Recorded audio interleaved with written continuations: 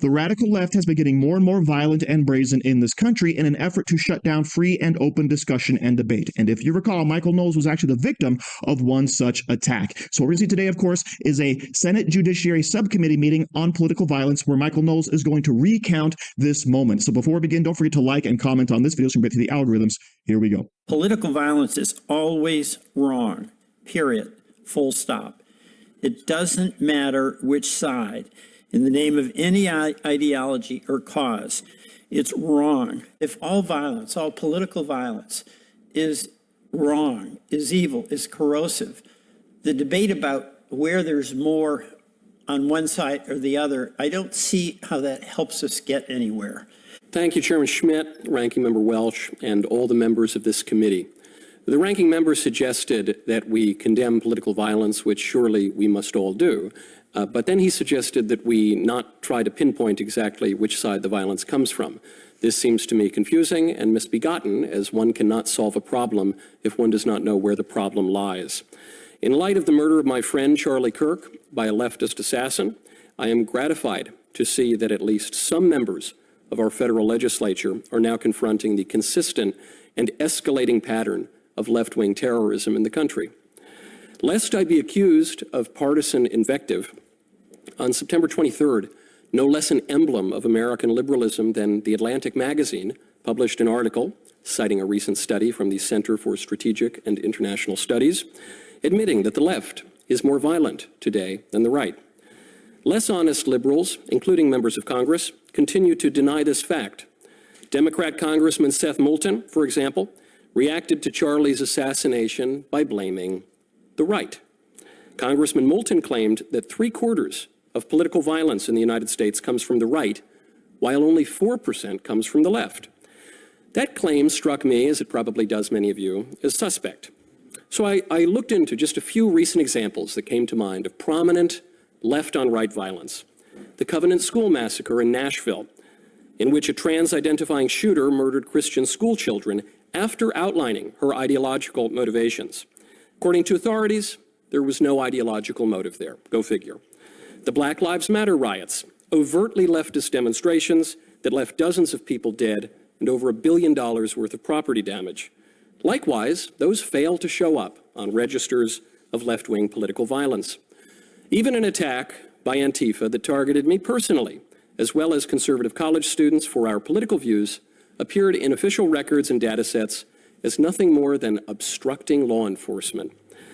It turns out the left commits relatively little political violence when you don't count the political violence that the left commits.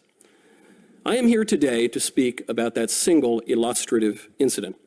On April 18, 2023, I was invited to participate in a debate at the University of Pittsburgh on the topic of transgenderism. Before the debate, several hundred left-wing protesters gathered outside the Student Center, many dressed uniformly in black with face coverings. They lit the street on fire while burning me in effigy with a little Hitler mustache painted on my face. All because I hold the view, as most Americans do, that men cannot become women. Buildings in the area were placed on a soft lockdown. As the Pittsburgh Bureau of Fire put out my burning effigy, an Antifa operative named Brian DePippa, hiding behind his wife, Crystal, rolled 2 smoke bombs under police barricades. Attendees scattered while demonstrators chanted, "Fascists go home." DePippa then threw a lit firework into a group of police officers protecting the building. The explosion injured several officers, including severe and life-altering injuries to a female officer. The debate was forced to end early after campus police determined that the protests outside were becoming even more destructive. The campus issued a safety emergency notification. Despite popular efforts to deny the existence of organized left-wing terrorism, Brian and Crystal DePippa were not merely 2 citizens protesting a speaker with whom they disagreed. Things just got a little out of hand. No.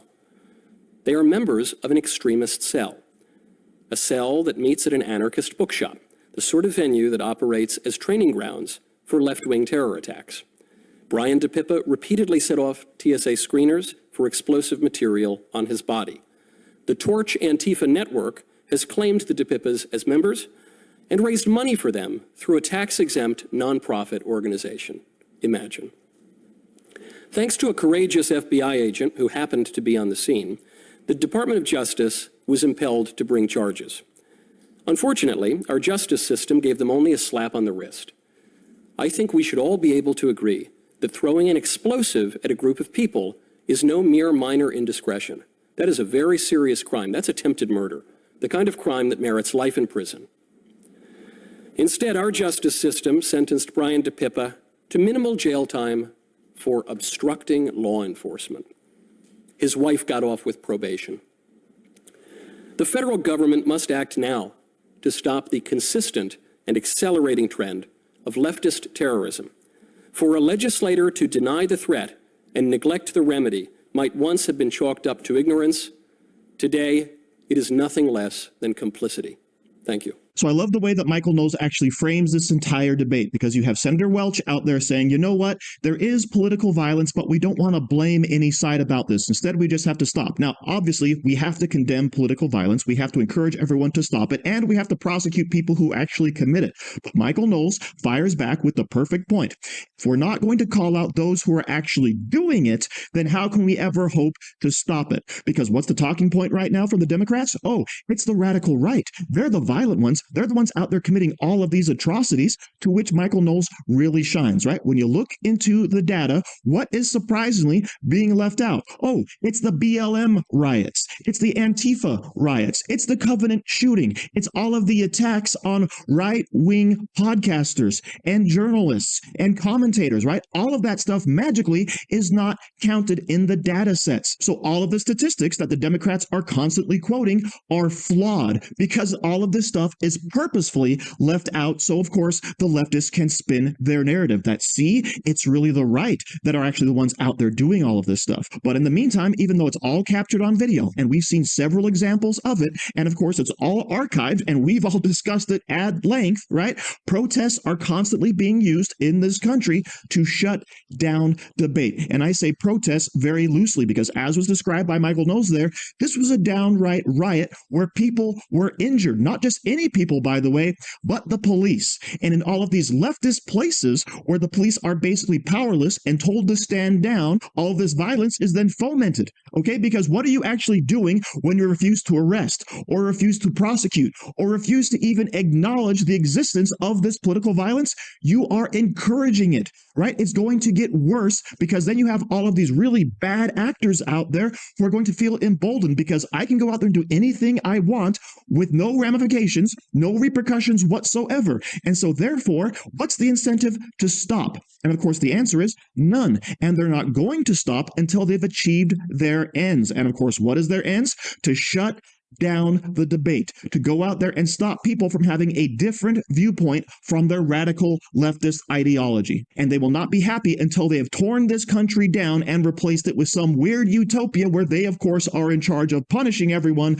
they don't agree with. And that, of course, is where we're headed, unless we're willing to call out what is actually happening. And unfortunately, it's going to take the Democrats to open up their eyes and see the truth, which I actually have very little faith of happening. So thank you very much for watching. Don't forget to like, share, comment, subscribe, and stay safe out there, people, because they're coming after you.